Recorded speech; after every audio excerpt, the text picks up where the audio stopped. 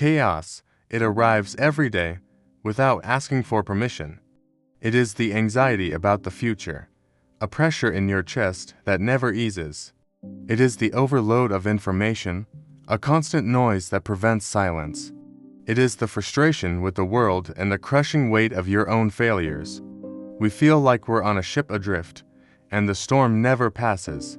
We fight, we resist, we complain in despair, and the universe, in its vast and indifferent silence, seems only to watch. But what if this relentless struggle is a fundamental mistake? What if the key isn't to fight the storm, but to use its very winds to navigate with more skill? There exists an ancient operating system for the mind, a code forged not in peace, but in an era of collapsing empires, wars, and uncertainty.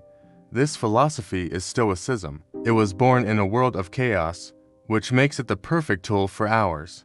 It was practiced by an emperor, Marcus Aurelius, who wrote his personal notes while defending Rome from barbarian invasions and a devastating plague.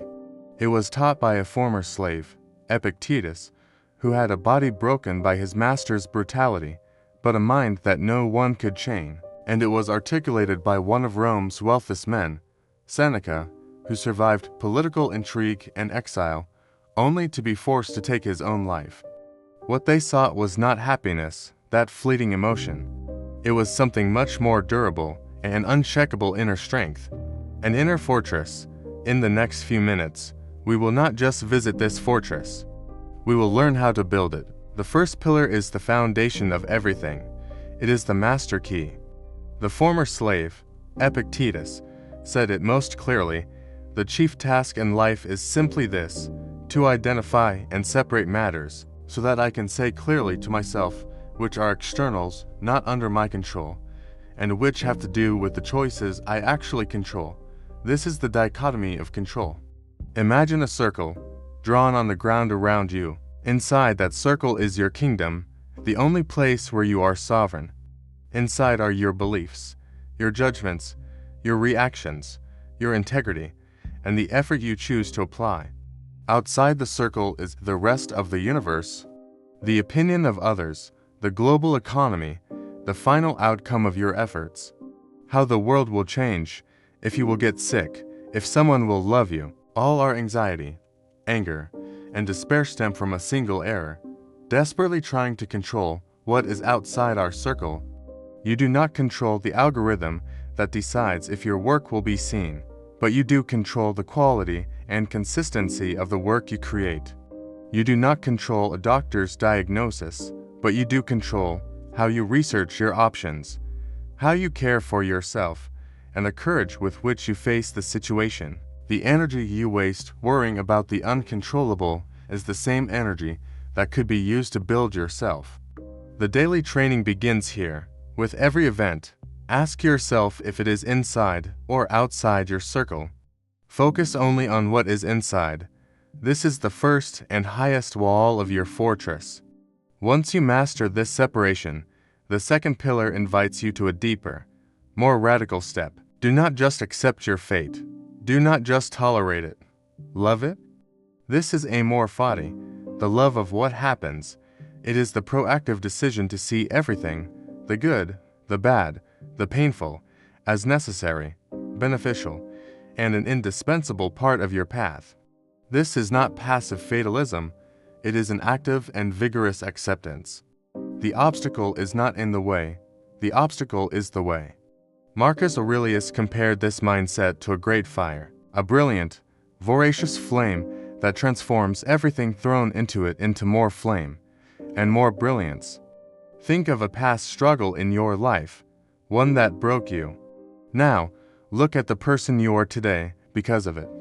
The strength you forged, the wisdom you acquired. Was that event not fuel, your job loss? Fuel, a relationship that devastated you? Fuel, an unfair criticism or a humiliating failure? Fuel, with amor fati, you stop being a prisoner of your past.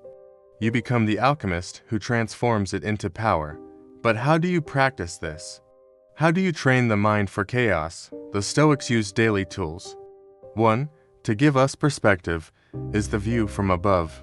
When you feel overwhelmed, imagine yourself floating upwards. See your room, your house, your city becoming a map of lights. Keep rising until you see the earth as a small, blue and white sphere, suspended in the vast, silent darkness of space. From that perspective, what is the real size of your problem? Another tool, to give us urgency, is memento mori. Remember, you will die. Our culture flees from this truth, but the Stoics embraced it. This is not meant to be morbid. It is an antidote to a trivial life. Knowing your time is finite forces you to focus on what is essential, eliminating the fear of others' opinions and dissolving hesitation. But there is a third tool, perhaps the most stoic of all. Premeditatio malorum, the premeditation of evils. In the morning, calmly, think about what could go wrong in your day. Imagine facing rudeness, betrayal, or failure. The goal is not to worry, it is to rehearse, to prepare. By anticipating hardship, you strip away the power of shock and surprise. When the obstacle appears, your mind will say, "Ah, I was expecting you." You become prepared, resilient, uncheckable. And nowhere does this philosophy manifest more powerfully than in the figure of Marcus Aurelius. Imagine the scene, in detail, the most powerful man in the world. He is not in a marble palace in Rome, he is in a cold, damp tent on the German frontier. He faces not only war, but the Antonine plague that killed millions. He faces the betrayal of his most trusted general. He buried at least 8 of his children. And every night, surrounded by death, pain, and betrayal, he writes to himself. He writes, "The impediment to action advances action. What stands in the way becomes the way." He reminds himself, you have power over your mind, not outside events. Realize this, and you will find strength. That fortress was not made of stone. Neither is yours. It is built with perspective, with acceptance, with preparation. It is raised every time you focus on what you can control. Every time you choose to love your fate, whatever it may be. And every time you remember the brevity of life to live with purpose and courage. The training does not start tomorrow. It starts now. The next time anxiety or anger arises, stop, breathe, and ask yourself the question of the former slave who became freer than his emperor. Is this problem, this emotion, inside or outside my control? The honest answer to that question is the beginning of true freedom.